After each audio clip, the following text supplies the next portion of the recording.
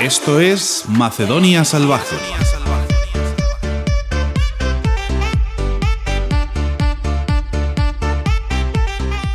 Hola gente, bienvenidas y bienvenidos a Macedonia Salvaje. Estoy como siempre con Borja y con Julieta. ¿Qué tal estáis? ¡Hola! Hola. Está el ánimo súper alto. ¡Qué contraste, eh! Julieta está en una rave y Borja está en un tanatorio. Yo vengo de jugar al Elden Ring, entonces... Pero pues, efectivamente es... Yo estoy un poco en rave, pero efectivamente rave de pasada, ¿sabes? De pasada de Más. vueltas, esta energía de... De after. Sí. Histeria ya de después de estar cansada, ¿no? Sí. Bueno, estamos en este 13º capítulo ya de la segunda temporada de Macedonia Salvaje, en el que vamos a hablar de códigos secretos. ¿Por qué? Pues porque sí. No hay ningún motivo así en especial esta vez. Como introducción sí que, como he estado mirando este tipo de cosas, me pareció interesante una historia que contaba el historiador Heródoto de Halicarnaso, que esto es muy de Julieta. Mira, se me ha ido. Que en el año 499 a.C., cuando las ciudades jonias preparaban una gran rebelión contra los persas, aquí viene otro nombre, Histieo de Mileto, estaba en la corte Esto los has hecho con el teclado predictivo seguro. Sí, me lo estoy inventando. Estaba en la corte del rey persa, el Histieo este, y no tenía que ponerse en contacto con sus compatriotas para indicarles que tenían que alzarse y demás. Y tuvo una idea, que fue afeitarle la cabeza a un esclavo y le tatuó sobre el cuero cabelludo el mensaje que le quería transmitir a los demás, y entonces esperó a que le creciese el pelo y entonces el mensaje quedó oculto.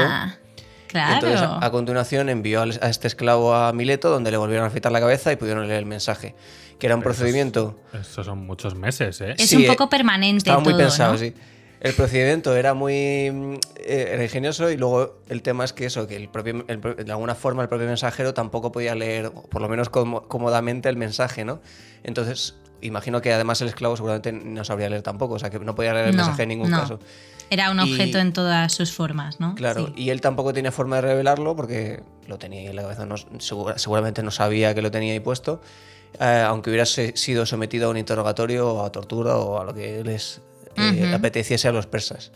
Creo que son los primeros... Podríamos decir que Prison Break toma como referencia a Heródoto y al Sí, otro nombre que te has inventado con el teclado predictivo. Sí, es una buena idea, sí. No es tontería. igual sí, sin coñas. Aquí entraríamos ya, pues eso, en esos primeros códigos secretos. A esto, por cierto, se le llama esteganografía, que podríamos... que es cuando haces esto de ocultarlo de forma física, digamos. O sea, quiero decir, una cosa es criptografía, ¿no? Que esto lo conocemos más, que es como, pues, la A significa un 1, por ejemplo, la B, vale. Ese tipo de cosas. Sí. Y esteganografía es códigos que implican, pues eso, como en este caso, esconderlo o hacer otra cosa que oculte el mensaje de forma más física, ¿no? Pero bueno, en todo caso, los códigos secretos está claro que tienen una conexión histórica muy cercana con todo lo militar, yo creo, ¿no? Siempre es algo que se usa mucho en las guerras y demás. Yo no sé si tenéis algún ejemplo en mente vosotros, para que no hable yo tanto. No, yo estaba pensando, pues eso de guerra más era el típico código Morse, ¿no? Que se ha utilizado mucho también como recurso en mogollón de obras, ya sea de literatura o de cine, ¿no? E incluso, o sea, código me refiero también a esto de la película esta infame, ¿cómo se llama? Descifrando Enigma. Esa, Descifrando Enigma. Sí. De Cumberbatch. De Cumberbatch.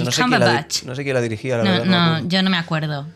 Pero bueno, eso es un poco eso, la idea esta de los códigos que usaban los nazis para enviarse esos mensajes en guerra y demás, y criptográficos, y la complejidad que tenían y demás, y el tipo que los descubrió. Y esa película la ha dirigido un señor que parece que también su nombre es del teclado predictivo, que se llama Morten Tildum, que ha dirigido otros hitazos como Passengers, tremenda película perfectamente contada. Passengers es la que es la de Johnny Depp y... No, Passengers es la de Jennifer No. Lawrence y Chris Pratt. Sí. Ah, Pratt. Sí. no, estaba Pratt. pensando en The Tourist. Yo. Bueno, otra que tal Otra baila. buena.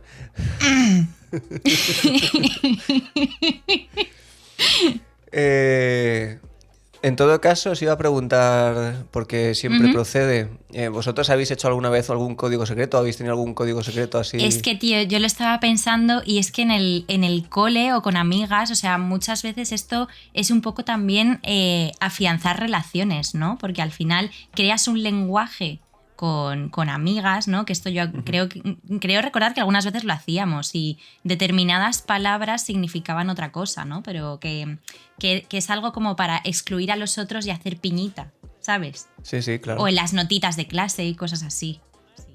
Sí. Mi abuela nos enseñó a hablar, y esto es un poco loco y realmente requiere práctica, pero cuando lo haces es la hostia.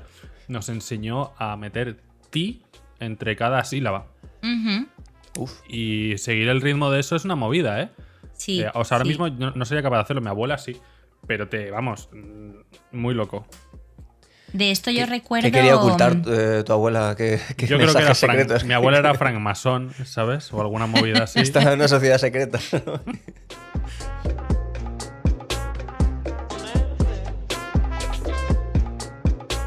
De esto yo recuerdo de meter entre sílabas, precisamente lo hacen los personajes de Penny y no me va a salir el nombre, la novia de Sheldon, en Big Bang. Que hay un momento que lo hacen, que tienen sí. como un lenguaje secreto entre ellas. Pero vaya que hay muchísimos, yo creo que lo han hecho. Sí, Que en ese caso se utiliza como comedia, ¿no? Pero bueno. Sí, justo. De hecho, yo que he visto The Office hace poco, que no me acordaba, hay un capítulo suelto de una cosa muy concreta, que es antes de que se case Angela con Dwight, se descubre que Angela tiene una hermana, porque aparece la hermana y por lo visto tienen eso, un idioma lenguaje propio. entre hermanas y tal.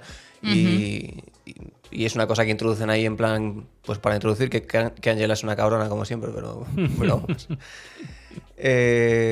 Pues fíjate, hablando de esto de lenguajes secretos, yo tengo un caso que es el Nusu, que no sé si habéis oído hablar de él, que es No, súper ni idea. interesante. Pues la cosa es que el Nusu, o sea, para que nos ubiquemos, esto es en China, ¿no? Que tampoco es muy sorprendente teniendo en cuenta el nombre, suena un poco asiático, además es con SH. Pues no se sabe muy bien exactamente en qué momento surge, pero sí que se dicen que es en la provincia de Hunan, que está al sureste de China, y que es un sitio que está lleno de montañas y tal, con mucho espacio entre pueblos. En realidad China además es que yo creo que generas mucho esas situaciones, es un país gigantesco, ¿no? Entonces hay mucho espacio entre las poblaciones y hace siglos, incluso seguramente más, ¿no? Que había cosas muy aisladas, ¿no? Entonces nacían muchos dialectos, hay muchos dialectos, muchas historias de eso, de las distancias y demás. Y la cosa es que en esa zona que decía de Hunan, pues ahí surgió este Nusu, que está considerado el único sistema de escritura en el mundo que fue creado exclusivamente para ser utilizado por mujeres. ¡Anda! Hostia. ¡Qué bueno! De hecho, Nusu significa específicamente escritura para mujeres en chino. Y parece que fue bastante importante durante el siglo XIX, porque las mujeres de allí, bueno, de toda la provincia de Hunan, digamos que tenían una libertad de expresión bastante limitada, como podemos imaginar, ya sabéis. Y entonces usaban este lenguaje para comunicarse entre ellas y contarse algunas cosas, o hacían muchas cosas, porque no es solo mandarse mensajes, sino que luego incluso cuando hacían como, iba a decir eventos, o se encontraban a lo mejor y hacían canciones, o tejían también, y entonces utilizaban este idioma. Si lo buscáis en internet, además, si lo veis, tiene esa estética un poco asiática de idioma, digo, de los Kanjis, ¿no? glifos, De... pero es diferente, es como Los más kanjis curvado japonés. y tal, y más estirado y tal. La cosa es que eso, algunos expertos dicen que piensan que fue creado en unas épocas o en otras. Hay algunos que piensan que tiene hasta 3000 años esto del Nusu, pero al final eso era un código escrito y también luego hablado, que se transmitía de alguna forma de madres a hijas campesinas, era sobre todo para mujeres de clase baja, básicamente. Sobre todo yo entiendo que no sabían escribir, por ejemplo, chino. O porque nos las enseñaba. Y lo que aprendían era esto, ¿no? Y entonces pues se comunicaban entre ellas de alguna forma y pues el marido es insoportable, etcétera. Es que estoy segura, te lo iba a decir, la verdad. Sí, lo que se comenta era eso, que había mucho de esto, claro. porque ya sabéis que el tema del matrimonio y todo este rollo, o sea, una cosa muy concertada, ya sabéis, ¿no? Una visión muy tradicional. Y eso, y entonces pues se contaban entre ellas un poco sus frustraciones. Claro, estoy hasta el coño, María, no puedo más. Sí. Y todavía se conserva, es algo que... ¿Se sigue practicando? A base de estudiarlo sobre todo y de conservarlo y demás, ahí se hizo un museo cerca y demás. Si investigáis, pues ya compartiré un artículo que habla más en profundidad, pero bueno, que es interesante porque sigue existiendo y aún así dicen que es un lenguaje muy, muy complicado de aprender porque es como una especie de mezcla de eso, de varios dialectos de chino y no sé qué historias. No, y claro, demás. como el chino es fácil de aprender. Por eso te digo. ¿Sabes? Y nada, eso me ha recordado eso.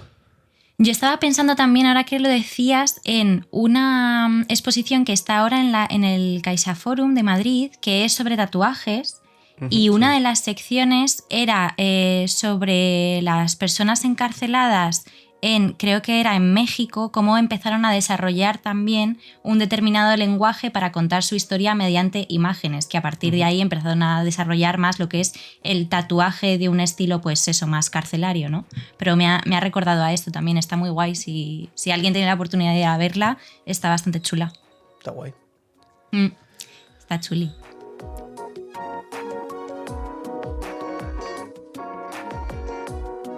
Yo tengo dos cosas diferentes. Como siempre se lo decía a Borja antes de empezar mis fumadas, ¿no? Una que tiene que ver más concretamente con códigos secretos como tal y otra que es más rollo interpretación, ¿no? De lo que también puede considerarse un código secreto. Entonces, bueno, primero voy a hablar lo que es el código secreto tal cual y luego ya si cuadra pues comento lo otro, ¿vale? Quería hablar de una situación en la historia de la literatura española en la que se hacía uso, pues eso, de códigos secretos como tal, como decía, pensando en código secreto como lenguaje oculto y también como fortalecimiento, un poco de lo que decía antes de las amigas de clase, pues como fortalecimiento de relaciones, ¿no? Porque al final es eso, se trata de crear un medio de comunicación encriptado que excluya a los otros, ¿no? Pero en este caso concreto, el uso de este código secreto estaba hecho para sortear la censura. Resulta que a partir de la Baja Edad Media, que no, o sea, estamos lejos en el tiempo, ¿no? Pero bueno, a partir de la Baja Edad Media, es decir, a lo largo siglos XIV y XV, se hace muy común para la vida monástica y en especial para las monjas, también hablando de mujeres, el uso de las cartas como medio de comunicación frente a la clausura del modo de vida que llevaban, ¿no? Porque al final ellas estaban encerradas y las cartas, el modo epistolar era el único medio que tenían de contacto, ¿no? Con el exterior. Entonces, esta actividad se agudiza en los siglos XVI y XVII, es decir, en el siglo de oro español. Poco a poco se están empezando a recuperar pues algunos de estos epistolarios y resulta bastante interesante ver cómo pues estas mujeres sortean pues eso, las condiciones de falta de privacidad que tenían. Porque resulta que el estudio de estas cartas también permite pues, ver las redes de comunicación que había entre los distintos conventos, porque precisamente no tenían manera de hablar entre ellas, entonces las cartas, al final, el dibujo que crean es una red de comunicación brutal entre los distintos pues, espacios en los que vivían, ¿no? ¿Qué ocurría? Que al enviar estas cartas no llegaban directamente nunca a las destinatarias o a los destinatarios, ¿no? Tanto a la salida como a la entrada las cartas eran interceptadas y leídas por los cargos más altos de cada monasterio o convento, ¿no? Para controlar lo que se escribía en cada carta. Un ejemplo son las constituciones y ordenaciones del convento, a ver si lo digo bien, de la Orden Franciscana de la Madre de Dios de Salamanca, de 1541, ¿vale? Voy a leer un fragmentito muy chiquitito, que está en castellano antiguo, entonces a ver si lo leo bien. Pero bueno, decía así.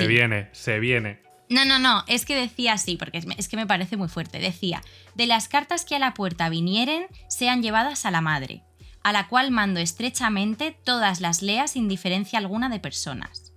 Y sobre esto le encargo la conciencia, y así leídas de las que le pareciere, o haga de ellas que se vea convenir al servicio de nuestro Señor, ¿sabes? Con la justificación esta de que todo tiene que ser en base a nuestro Señor, no vayan a salirse del tiesto ninguna, ¿no? Y asimismo mando a sus hermanas que ninguna escriba ni reciba cartas sin que primero que las abra no las lleve a la madre, la cual sea obligada a leer todas. Y las que les pareciera que se deban ir, vayan, y las otras rasguen. O sea... Que te las cargues. Vaya, tremendo. Un poco tremendo Yoda, esto. ¿eh? Esto del Un poquito. castellano Sí, antiguo. sí, bastante. Bastante, sí. Me ha costado un poco poner los parones, ¿sabes? Ayuda En también la le costaba. respiración y tal, no entendía muy bien. Entonces, bueno, las únicas cartas que se salvaban, porque había algunas que sí que respetaban la privacidad, eran las de carácter espiritual, que se marcaban como cartas de conciencia, porque luego se clasifican según el tipo de carta. Entonces, se respetaban las cartas de conciencia, las espirituales, y las que estaban hechas por las preladas. Las preladas eran las madres superioras que se encargaban de aplicar la norma. Claro, las jefazas o jefazos, pues evidentemente no se iban a aplicar a sí mismos la norma, ¿sabes? Entonces, bueno, lo de siempre, ¿no? Teniendo en cuenta estas normas, pues las monjas comienzan a crear ese lenguaje cifrado, ¿no? Que les permite tratar temas que de otra manera pues sería censurado y por los que incluso pues llegarían a ser castigadas, porque las que se conservan de estas cartas, muchas tienen que ver con enjuiciamientos, ¿no? Incluso con la Inquisición. Se utilizaban como prueba de los delitos que habían cometido, ¿no? Entonces, por eso muchas de estas se conservan. Entonces, de la misma manera que tenían en cuenta, además de ser interceptadas, estas cartas también podían perderse cuando se enviaban. Entonces, claro, en caso de perderse podrían llegar a manos no deseadas, porque hay que pensar también que entre las distintas órdenes religiosas pues había muchísimo enfrentamiento. Entonces, algunas de las estrategias... Pero qué mierda se contaban en las cartas estas. Yo estaba Ya, pensando... tío, No, pero que era una, monjas, ¿no? es O sea, En es plan, una tampoco crítica continua digo, entre no ellos. me imagino, digo, ¿qué emoción tendrían las monjas ahí? Bueno, pasaban pues sus esta tarde recetas nos hemos secretas hecho unos bollos y... Claro, sus recetas Que secretas de que había magdalenas muchos o algo líos. así. A ver, hay que pensar que a lo mejor físicamente no, pero había muchos líos también entre monjas, sacerdotes o gente que ni siquiera formaba parte de ningún ámbito religioso, pero que tenían relaciones amorosas y cosas así, o criticaban a los poderes, o sea, que pensamos en la clausura como un aburrimiento. Y a ver, pues es una tenían su fiesta enjundia, ¿eh? aquello. Algo, madre mía. a ver, No, pero tendrían que entretenerse. algo harían. Algo harían, sí. Entonces, algunas de las estrategias que utilizaban, por ejemplo, las más sencillas, era decir, en lugar de poner explícitamente quién lo había dicho, es el se dice, se comenta, he oído, ¿vale? Para no implicar, te lo juro, Se dice, para se no comenta. implicar, se dice, se comenta, para no implicar a terceras o a terceros, ¿no? También llegaban a, que esto me parece maravilloso, escribían la carta, escribían unas instrucciones y se las pasaban a una segunda persona que no iba a ser tan sospechosa. Y entonces esa persona, como podía sortear más fácilmente todo el tema de la censura, leía las instrucciones y enviaba ya, ahora sí, al destinatario que tenía que llegar esa carta. O sea, tú fíjate los líos que creaban. Me parece maravilloso. Tremenda red de espionaje. ¿Eh? Es que tal cual, o sea, es que decíamos... Putin, ¿cuál aprende, decías crack, tú? Sí, aprende, Putin. Si el Prison Break se inspiraba en Herodoto, pues yo creo que las de James Bond se espían en los conventos del siglo de oro de España, te lo juro, porque esto es tremendo. Entonces, también utilizaban seudónimos y palabras clave para referirse a determinadas cuestiones o personas. Dos ejemplos sencillos. Uno sería el de Teresa de Jesús, una de por no decir la mística por excelencia del siglo de oro español, que en las cartas que dirigía al también carmelita descalzo Jerónimo Gracián, pues utilizaba ciertas palabras clave como águila para referirse a los carmelitas descalzos o cuervos para los jesuitas. puede parecer muy tonto, pero al final también si pensamos en la diferencia de simbología de la imagen que tenemos todos, ¿no? Del águila frente al cuervo, pues podemos empezar a ver un poco también los choques, ¿no? Entre órdenes, un poco la crítica a lo mejor. Esto, perdona que te interrumpa, esto también lo he leído yo que lo hacía, lo de cambiar los nombres, me refiero. Sí. Cicerón. Claro. Lo que hacía era poner nombres ficticios a los que tal, que es lo que hace también, no sé si esto lo he llegado a hablar con vosotros, pero el libro del director os suena. El que sacó Sí. David Jiménez, que era exdirector del Mundo, que fue director del Mundo un año. Sí. Es verdad, en lugar de utilizar los nombres, ¿no? Claro, cuenta Claro. un montón de movidas, pero no pone nombres propios. Entonces cada uno tiene un seudónimo y si sabes hilar un poco y tal, y investigas Eso es un lo poco, que te iba a decir, que no sé hasta qué descubres. punto realmente luego esos seudónimos serían realmente útiles, ¿no? Porque a poco Sí. que a lo mejor te metas a investigar, ya puedes... Yo entiendo que es para cubrirse las espaldas de Sí, algunos. para que no le denuncien Sí, o cosas algo así, así, ¿no? Maldita y... Tal cual.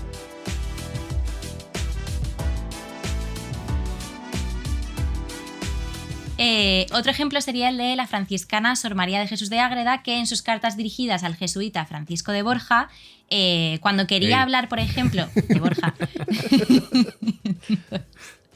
cuando quería hablar del rey Felipe IV, por ejemplo, María Jesús de Ágreda escribía el enfermo. Muy bien. Sí, aquí Muy esa sutil. ya era un poco más... Era un El poco tonto sí. de los cojones. Y dices, ¿quién será este señor? M. Rajoy. ¿Quién Nombre será en M. código. Rajoy? El gilipollas. Pues va peor, cuando se refería a Luis de Haro, que era por lo visto uno de los amigos de la infancia de Felipe IV, María Jesús de Ágreda escribía el dedo malo. Y cuando se refería a sí misma, escribía médico. La puta ama reina del universo. sí, entonces, Crack, bueno, mastodonte, lo que te iba a titán, decir. tifón, Digo, como Ponía todo. médico y sí, era como la salvadora, ¿no? Por así triángulo de las decirlo. Bermudas, dinosaurio, triceratops. Esa soy yo. Pues Un es poco que largo. precisamente los mismos críticos de la historia literaria lo que dicen es lo extrañas que terminaban por resultar estas cartas. En plan, ¿qué cojones han escrito y quién coño lo entendía, no? O sea, porque era todo como muy absurdo. Entonces, Me quiero imaginar a esta señora haciendo la lista de la compra, entonces la hace en clave, entonces el pan realmente lo pone como Felipe IV, ¿sabes? Y luego la leche, Luis de Haro. Entonces como se le van mezclando ahí cosas. sería buenísimo. ¿Cuántos Felipes Pero- cuartos nos quedan en la nevera? Me pones Carlos III y mitad de Felipe IV, por favor, muchas gracias.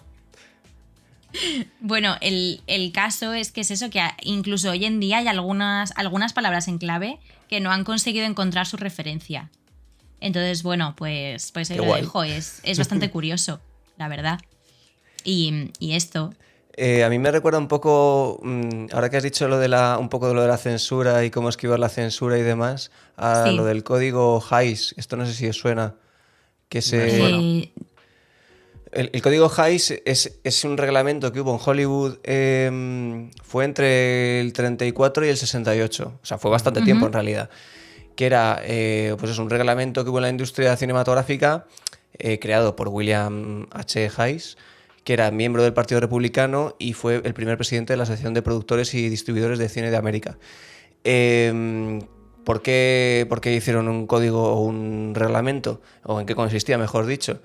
Pues básicamente en esos momentos Hollywood, cuando empezaba, tenía esa cierta fama de sitio de depravación e inmoralidad. Por lo que sea, ¿eh? Con muchos escándalos y muy movidas.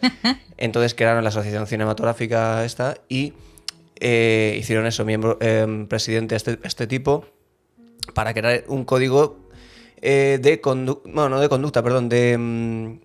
contenido de las propias películas, que por cierto lo creó con la ayuda de un editor católico y un sacerdote jesuita, para que nos hagamos una idea de por Claro. dónde van los O tiros. sea, Pues un eso. águila, El y cuervo. un cuervo, ¿no? Entonces- El cuervo, claro. Vale.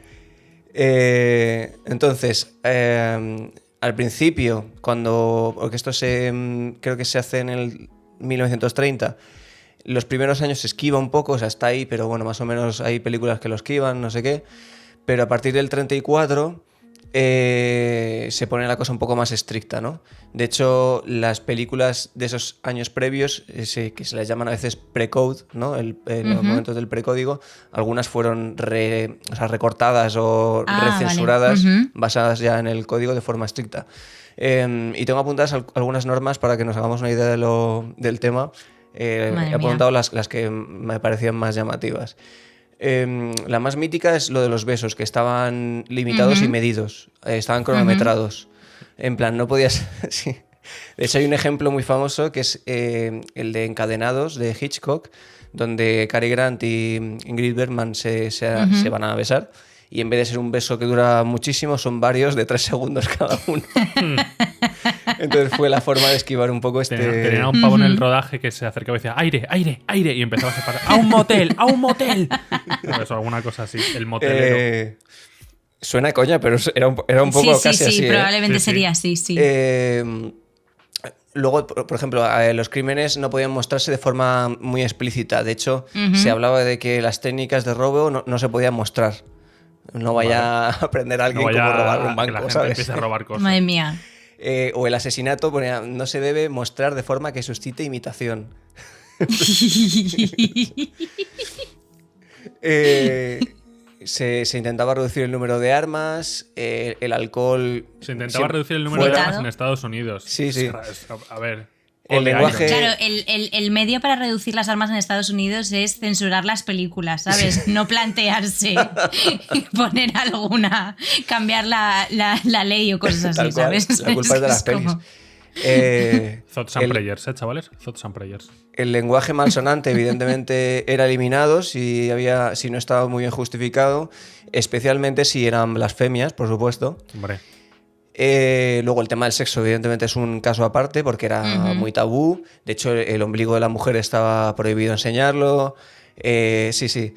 Hay como los tobillos, ¿no? El ombligo. Sí, hay instrucciones específicas de cómo deben vestir los hombres y las mujeres para no marcar paquete, para no marcar tetas, o sea, os lo juro, ¿eh? También se considera lascivo, que esto me ha hecho gracia, mostrar el vello del pecho de los hombres. Pues que se lo afeiten. Vale, pues ¿no? nada. No sé, o sea, y bueno, es para que os hagáis una ridículo. idea, ¿no? Pero este era un poco el código Hays, que ya digo, que estuvo vigente muchísimos años y que yo creo 14 años, ¿eh? No, más. Es que Del 34 al 68 fue. Ah, es que es una barbaridad. Te he entendido Sí, 48. No, 68. Fueron 34 años. Lo que pasa es que, evidentemente, ya Entiendo los que se últimos irían años, relajando un poco, ¿no? Sí, se iba la cosa diluyendo, sobre todo con la entrada de la televisión y demás, que fue lo que cambió mucho el cine iba también. a decir una chorrada, pero es increíble porque dura exactamente lo mismo que la dictadura franquista, por lo que sea. Más o menos, ¿sabes? Casi. Está ahí.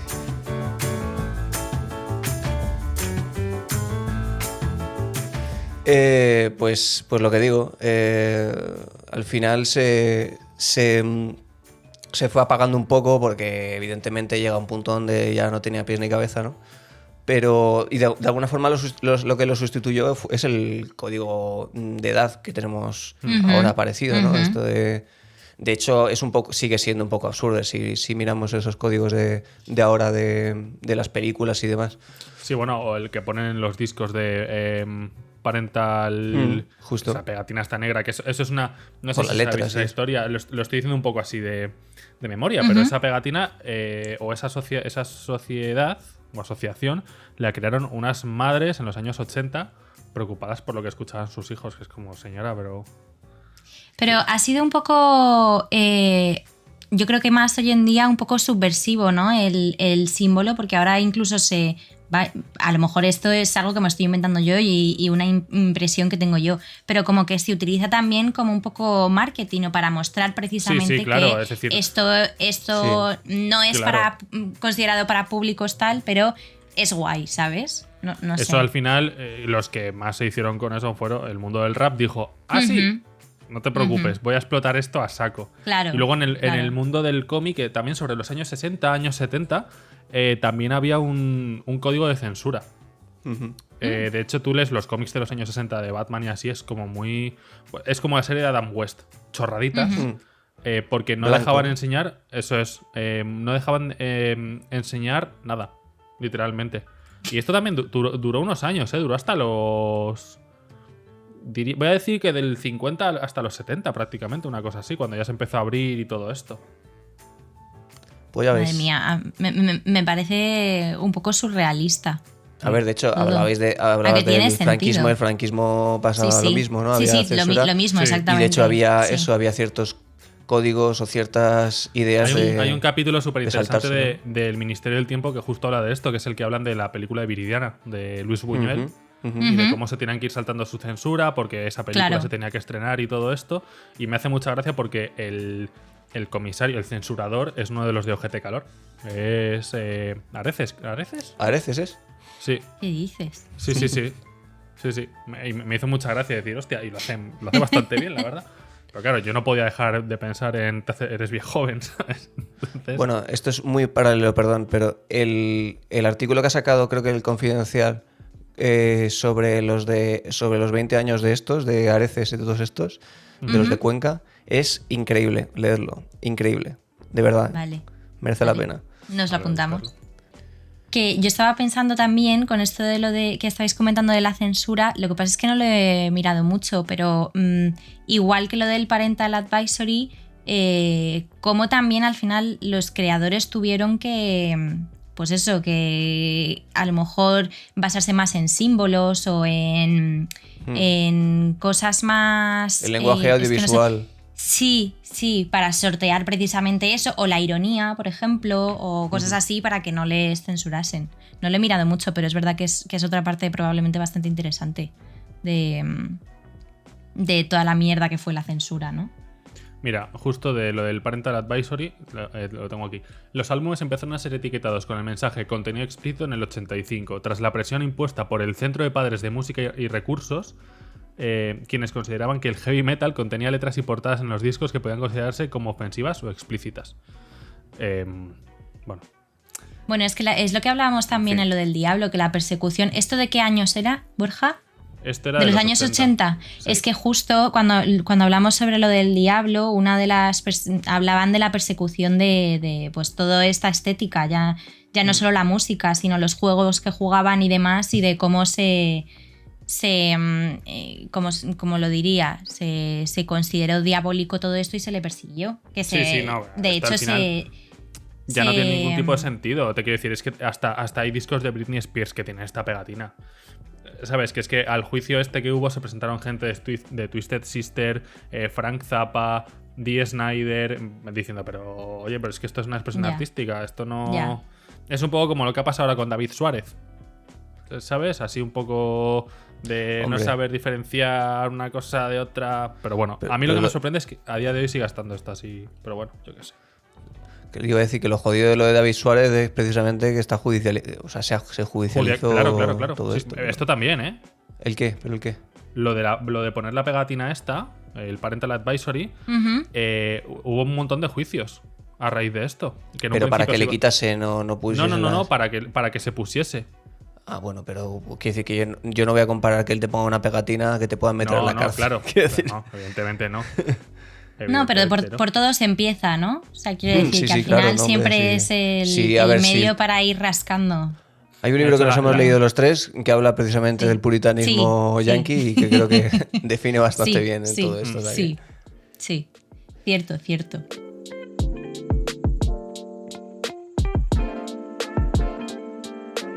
Vosotros, ¿habéis usado trucos de videojuegos? En videojuegos. Venga, Sí, no en la hasta vida real, luego. Si porque es que no juego a los videojuegos, o sea, no. No yo con los videojuegos. Ni al Super Mario ni. No, yo de pequeña jugaba en una Game Boy color rojo que tenía que me encantaba. Vale. Creo que era el Donkey Kong. No sé cuál era. Era uno que iba en uno. Bueno, tenía más, ¿vale? Pero a mí el que más me gustaba era que iba en unos raíles de una Ujú. mina y Sí, tenía sí. que saltar. Ese me flipaba. Y ya está, pero es que ahí no había trucos. Sí que Era había. darle Igual para había, saltar ¿no? y ya No sé. está, ¿no? Seguro había, No sé. seguro había. Bueno, pues yo no los conocía. Yo vengo a hablaros un poco mínimamente del código Konami, que no Ah, sé si sí. sabéis lo que es. Pues Sí. no.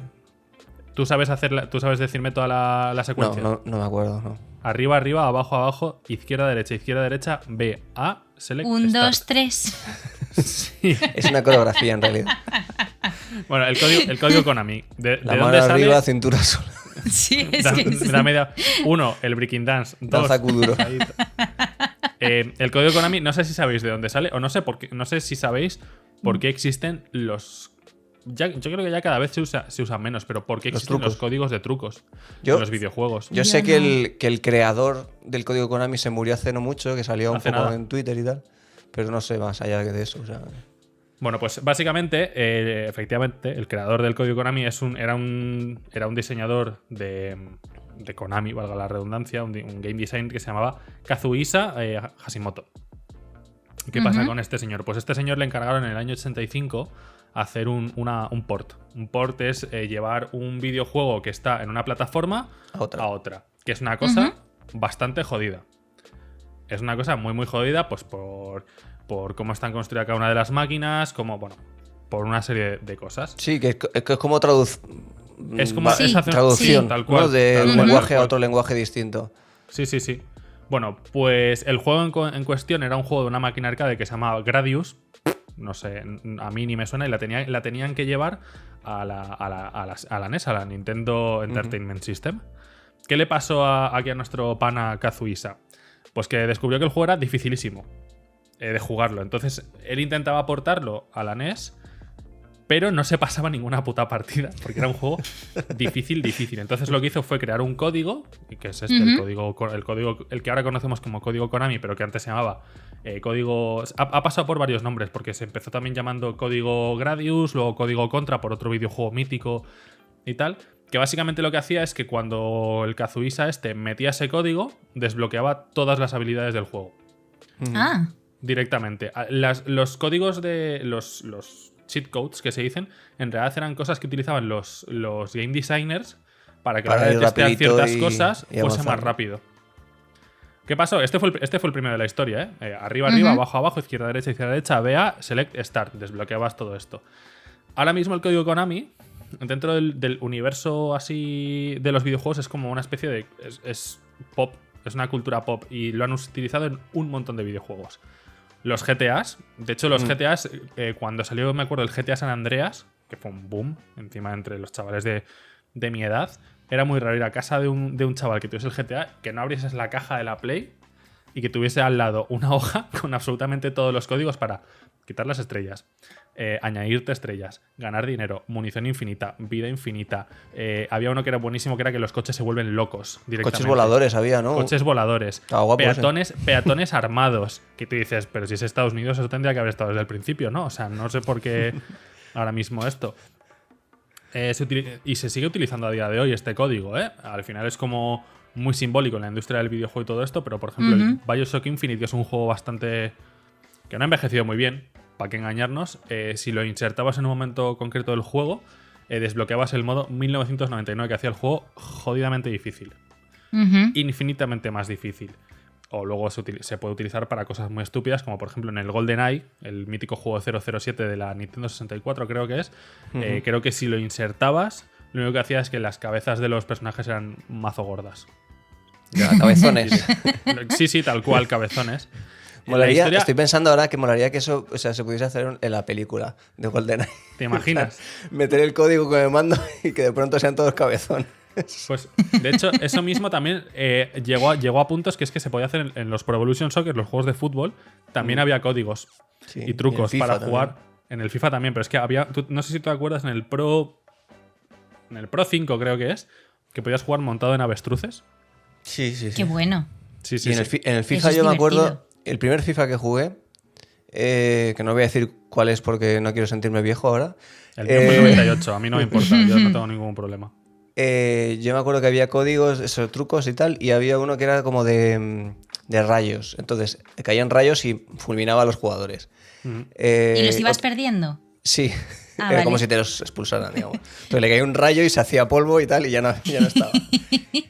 Y había otro de un platillo volante que hacía lo mismo. Venía un platillo y se llevaba un Y jugador. los- qué bueno.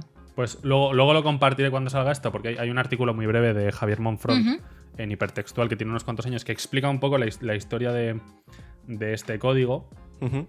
porque es súper interesante. Te va diciendo además ¿En qué otros juegos? Pues se llama Konami porque al principio solamente estaba en juegos de Konami. Aparece hasta en los Metal Gear y todo esto. Y yo me acuerdo un juego que se basa muy fuerte en los códigos, los Sims. Los putos Sims. Es verdad, sí. Además hay dos que son el Rosebud, que es una referencia a Ciudadano Kane, al trineo de Hostia, Ciudadano macho. Kane. Que Me lo he que caído hacía- yo eso, ¿eh? No, ¿No? hasta este momento no había pensado. Pues claro, es que Hostia, ¿sabes qué qué tonto. pasa? Que claro, en España no es Rosebud, es Rosebud. Ya. ¿Sabes? Que te daba una cantidad X de dinero, pues para que no tuvieses que currar. Y luego había otro, que ahora mismo no recuerdo cuál es. Mi hermana seguro que sí, porque mi hermana no es friki, mi hermana es influencer, TikToker y todo esto, pero los Sims le daba bien fuerte. Y estaban Rosebud y otro, que te daba aún más dinero. Ujú. Y ya está. Esto Mítico. ha generado ahora un debate súper interesante porque, claro, cada vez hay menos juegos que vayan Con metiendo trucos. Porque Ya. hace unos años surgió un debate de la perversión o cómo estos trucos pueden pervertir la experiencia jugable en ciertos aspectos. Cuando tú dices, no sé. ¿Pero yo por creo qué? que Porque si aprendes estos trucos, al final. el juego es más fácil, pero yo creo que si una Pero, persona quiere ¿y jugar qué? a divertirse, ¿dónde está el problema? Claro, Sí, Claro. yo creo que ¿No? no hace daño, en realidad. claro. No, pues hubo un Sobre todo debate. porque es un recurso más. No Claro. es. Total. O sea, pues es un debate. Fue un debate bastante. Ujú. Bastante serio y de. Una movida. Pues lo típico ahora con toda la saga esta de los Dark Souls. De no, es que si juegas con ayuda online. No estás jugando al Dark Souls. Bueno, tío, pero a mí si el desarrollador me está dando la opción de jugar así. ¿Dónde ¿Por está qué el no? problema? Yo lo que quiero es disfrutar Ya. de la experiencia a mi manera.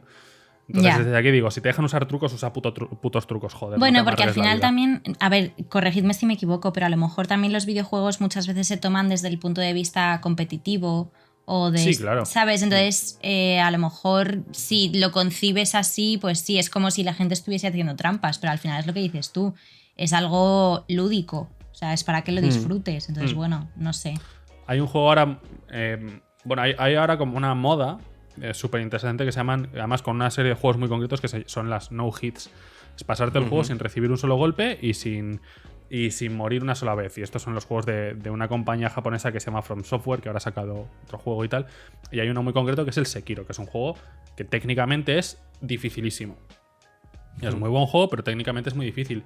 Y hay como varias modalidades de no hit, y una de ellas es hacerte la no hit explotando glitches del juego para saltarte bosses, Sí, yo lo he visto eso. ir por debajo de los mapas y todo esto. Entonces, si haces eso, tú no puedes entrar en una categoría de no hit, tienes que irte a otra. Si haces eso pasándote todos los bosses, estás dentro de una categoría, pero no dentro de otra. Es muy loco, la verdad. Encima, para que te validen la no-hit, tiene que estar presente, tienes que estar emitiéndola en Twitch, en directo, y a la vez tiene que estar alguien de la membresía o de la asociación esta que valida los no-hit viéndote. Ujú. Es De muy hecho, loco.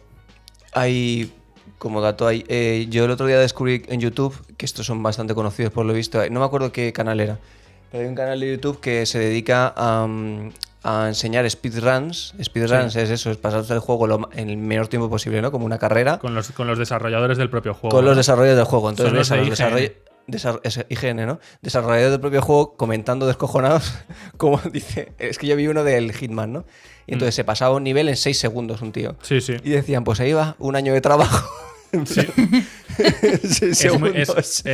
A mí me gustan mucho esos vídeos, la verdad. Son súper interesantes de ver porque además también te van hablando un poco de cómo desarrollar el juego y dicen, pues bueno, nada, pues ya está, pues todo lo que pensamos para este puzzle no ha valido para tomar por culo.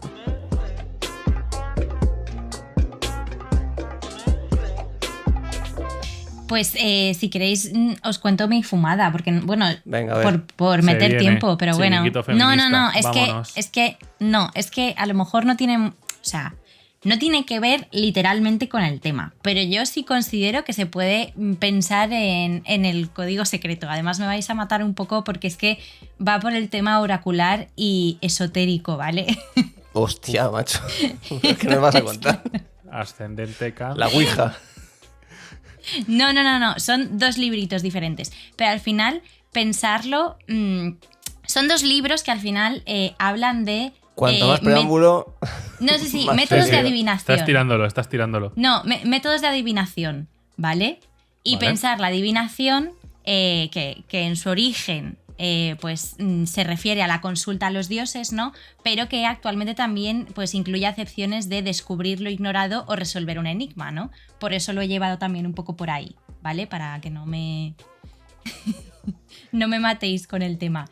Entonces, yo ahora mismo pongo mi cara de escepticismo de momento. Es que mira la frase que tengo escrita en el guión. Yo voy a dejar que Nacho hable por mí. Directamente. No, es que la frase que tengo escrita en el guión, la segunda, sé perfectamente que mis compañeros salvajitos son bastante escépticos con esto. O sea, es que lo veía venir. Pero bueno, al fin y al cabo... A mí lo que me jode de esa frase es que no quedes por hecho una cosa, sino que nos llames salvajitos. Sí, que sigo radicalmente en contra. Bueno, pero yo voy a seguir diciéndolo, ya está, soy una pesada, fin, me gusta. Al fin y al cabo, esta idea de lo esotérico, ¿no? y del oracular, yo creo que también está bastante presente en la historia de la humanidad, tanto a nivel creativo, que sobre todo lo voy a llevar por ahí, como a nivel de día a día, ¿no? Y que está teniendo bastante repunte en la actualidad. No sé si estaréis de acuerdo conmigo, pero ya sea por incertidumbre del contexto en el que vivimos, que muchas veces se recurre a estos temas un poco para encontrar cierta esperanza, o porque realmente pues eres una persona que cree en un ente, en una fuerza o en una energía que por los sentidos no se alcanza, pero bueno, la cuestión es que es algo, pues como digo, que está bastante arraigado. Pensemos en todo el tema de la astrología, de los signos de... ¿Cómo se llama? De los signos del zodiaco, que hoy en día estamos continuamente referenciándolo. El tarot, que voy a hablar un poco también de ello. Y bueno, decir que es algo súper arraigado a la historia de la humanidad y que precisamente uno de los textos más antiguos de adivinación del que se tiene constancia es chino, volviendo también un poco al inicio, ¿no? de lo que nos ha contado Nacho. Los comunistas vienen a invadirnos, los chinos comunistas. No, pues es el librito, el textito de I Ching, que no sé si os suena, o el libro de los cambios o mutaciones. ¿Os suena de algo? No, ¿verdad? Sí, mítico. Vale, bueno. Me gusta más el cómic, el audiolibro, la película.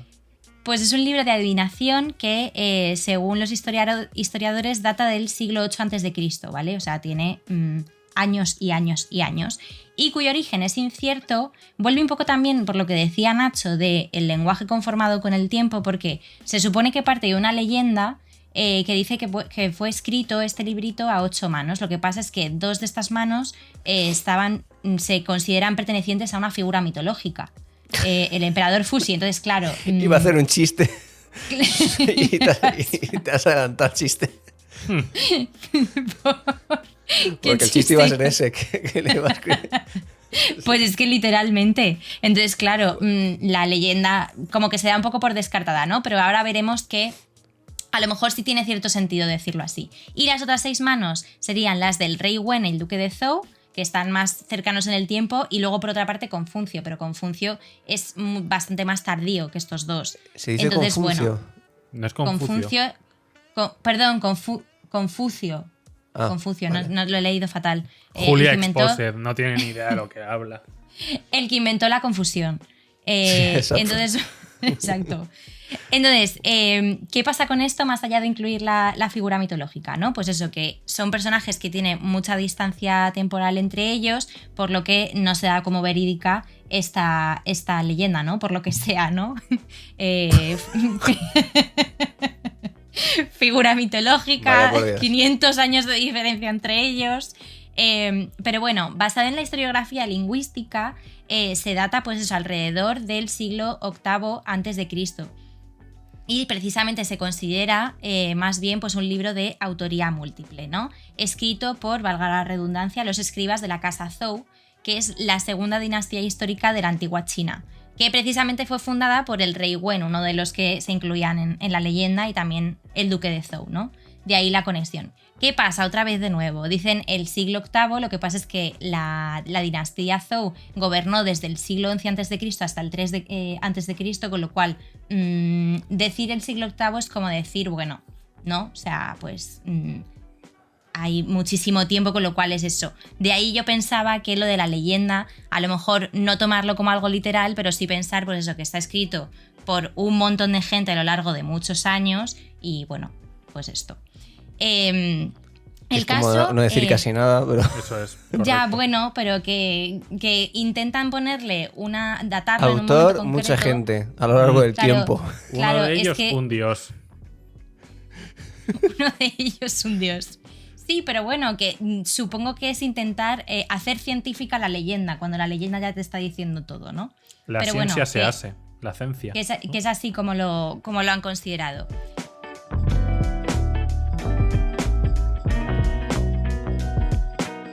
Entonces, bueno, es un texto que consigue recuperarse, pero se tiene constancia de que existieron como muchos otros escritos similares, ¿no?, a la práctica adivinatoria.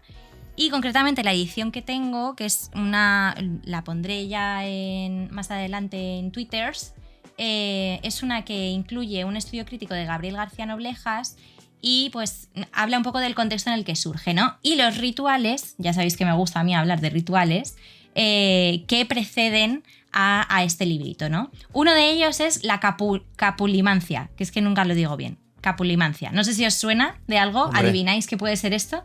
La verdad que no.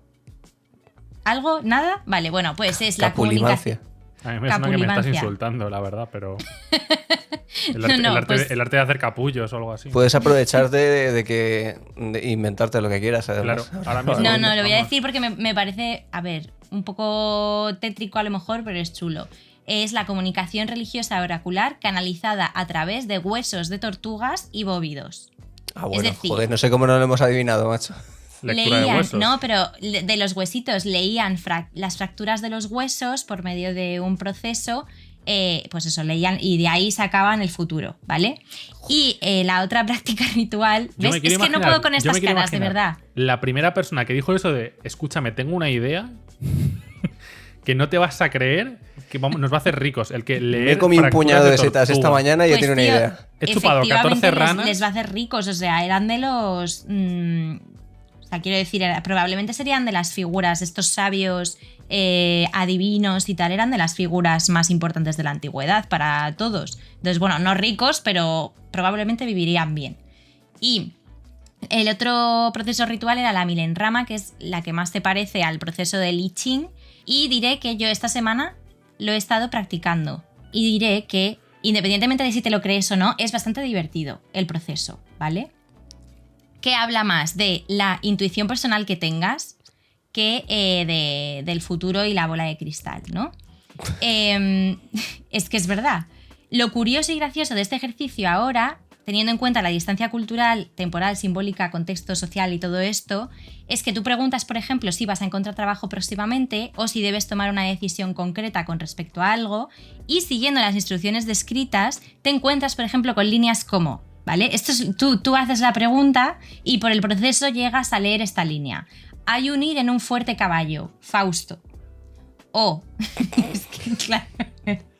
¿Qué estamos Es que de haciendo? No sé qué está pasando, No, es que esto es lo de código secreto. O sea, de aquí viene mi Hemos conexión, llegado a la parte del código amigos. secreto. El código secreto es saber qué cojones te está diciendo del futuro esto. O otra de las líneas, hay ciegos que recobran la vista, cojos que recobran el andar, hay un pisar a un tigre el rabo, un hombre muerto a dentelladas, muy malo. Hay un hombre de armas sirviendo a su gran señor. Y entonces de aquí No, a ver, tú pero deduces... escúchame, pero espera una cosa. Eso te acabas de meter en la página de Mr. Wonderful y lo acabas de leer Te a juro que capón. no. Te juro que no. joder, Pues que Mr. no. Wonderful Sobre estará todo inspirado sobre en todo por el I Ching, señor pero muerto de vamos. dentelladas. Seguro, seguro. Es así, entonces, bueno, yo sí le encuentro cierta conexión. Probablemente vosotros estaréis pensando, ¿qué cojones se le ha ido la pinza a esta? Bueno, pues yo lo pensaba así, ¿no? Un poco la interpretación de todas estas prácticas milenarias, pues un poco lo que... Y también de la creatividad. ¿Por qué? El otro libro que tenía es un libro que publicó Alfa de Calle en 2019, si no me equivoco, que es de Jessa Crispin. No sé si os suena Jessa Crispin, El complot de las damas muertas. Bueno, No. es una escritora contemporánea, joven. Bueno, escribió un libro que se llama El tarot creativo. Sí, una guía moderna para una vida inspirada, que más que hablar del tarot como medio de adivinación, bueno, que lo puedes utilizar de manera personal, pero que ella lo enfoca más, por ejemplo, al lado creativo, ¿no? Utilizarlo para leer las cartas y de alguna manera, pues, guiarte o inspirarte para crear algo, que me parece también bastante interesante y que por lo visto se ha utilizado mucho también a lo largo de la historia. Está guay porque te cuenta, pues eso, la historia del tarot, también los distintos artistas que participaron para crear las cartas del tarot más comunes, que son las Rider Waite, y bueno, todo pues desde la vanguardia, el surrealismo, todo esto, como también hicieron uso del tarot, por ejemplo, y habla precisamente de I Ching. No sé si a vosotros os sonará John Cage, que es un músico vanguardista del siglo XX, pionero de la música aleatoria y electrónica. Pues este señor utilizaba el I Ching para crear sus obras, para componer sus obras, ¿vale? Y por otra parte también estaba el escritor Philip K. Dick, autor de la novela El hombre en el castillo de 1962, y también utilizaba el I Ching, por ejemplo. Entonces, bueno, me parecía un tema curioso que tratar y nada, eso. A lo mejor no tenía tanta conexión, pero yo la he encontrado. Pero como sabía que no iba a haber un tema en Macedonia Salvaje que fuese el tarot y movidas esotéricas. Bueno, No, yo pero que, no joder, descartaría que yo- tampoco. Yo lo he tirado por ahí, pero bueno, ya está, ya os dejo tranquilos. No, hombre. Yo lo último que quiero comentar, que para cerrar, antes de ir con lo de las cartas, es que buscando cosas de esto he descubierto lo de los códigos de géneros de Netflix. No sé si lo habéis visto vosotros. Perdón, los códigos De géneros de Netflix. Ah, bueno, que pones No. en el buscador un código Un número concreto y te sale. y te salen subgéneros y demás. Sí, sí, sí. Ah, pues no lo sabía. Esto lo voy a poner en Discord o algo, porque me parece curioso que Tenemos Discord. si peña. lo buscáis en internet, códigos Netflix, géneros o códigos tal, secretos, no sé.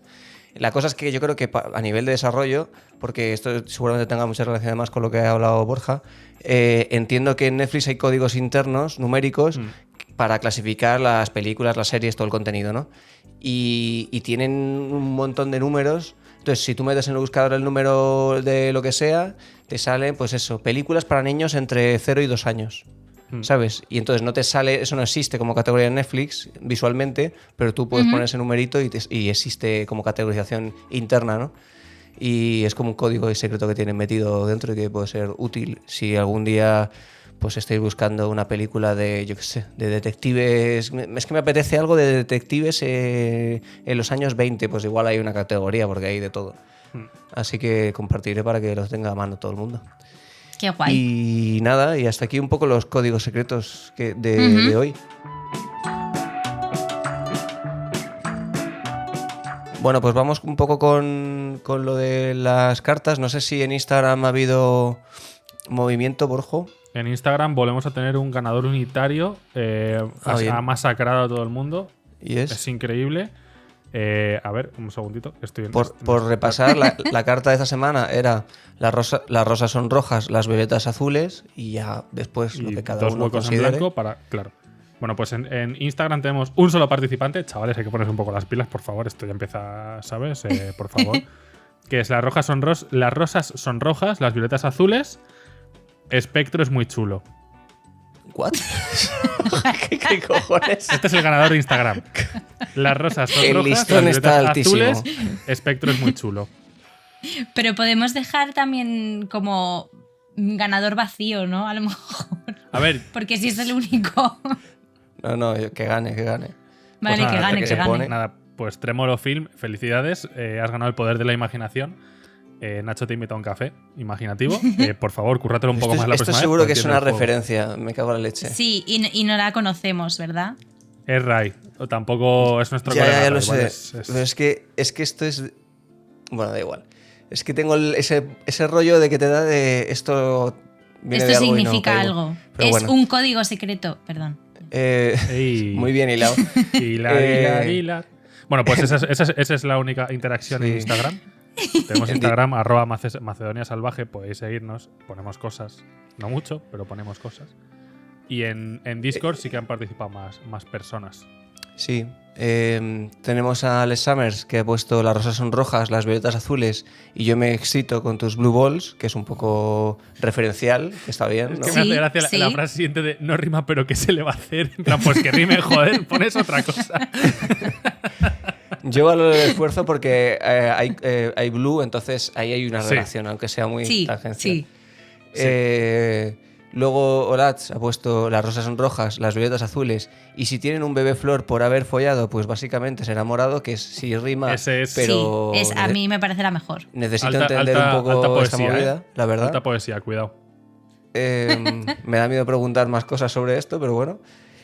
Y luego una Talaneto, que no sé quién será, ha puesto las rosas son rojas, las violetas azules, si nos llamas salvajitas me come los cojones. Yo evidentemente no va a ser mi ganador, lo siento, Aneto. Pero Para no. mí este es mi ganador, sinceramente. la verdad. que es un rima Rima asonante, asonante. pero está bien. Ah, no, pero luego no, pero espera, es que luego lo corrige debajo. Porque es las rosas son rojas, las violetas azules, si nos llamas salvajitas nos comes los cojones. Eso he No dicho. me co- Claro. No, has hecho Ah, me nos comes. Porque Ah, luego lo bueno. corrige al final, abajo. Ah, luego lo o sea, en corrigió, plural, sí, sí. mejor, más inclusivo. Entonces, bueno, a partir de aquí, que cada uno Considere, vea. ¿no? Vosotros os veo muy de Olatz, ¿no? Os he oído ahí. Yo personalmente sí, pero Pues, claro, pues ya entiendo está, que... pues ha sido rápido. Ya tenemos Pues a la Ale, Ah, ganadora. muy Felicidades. Felicidades por haber rimado consonantemente, Enhorabuena, además, porque era uno de los retos. Tremendo café imaginativo que te vas a tomar a nuestra costa, la verdad. Poder de la imaginación. Le puedes echar canela si quieres, si te sientes un poco frisky. Y nada, y la de esta semana la tienes tú, Borja, Lela, porfa. La de esta semana la tengo yo. La de esta semana es facilita, sobre códigos secretos. Y va tal que así. Manda cojones, 14 páginas cifradas para acabar diciendo qué y espacio en blanco. Repito. Manda cojones, 14 páginas cifradas para acabar diciendo qué y espacio en blanco. Y vale, hagan sus apuestas. Muy bien. Maravilloso. Pues a ver qué comentáis y ya Ujú. iremos. Las comentaremos en el próximo episodio. Por lo demás, ha sido un placer, como siempre, estar con vosotros, Borja y Julia. Y Igualmente. nos vemos en la próxima. A cuidarse. Ale. Chao.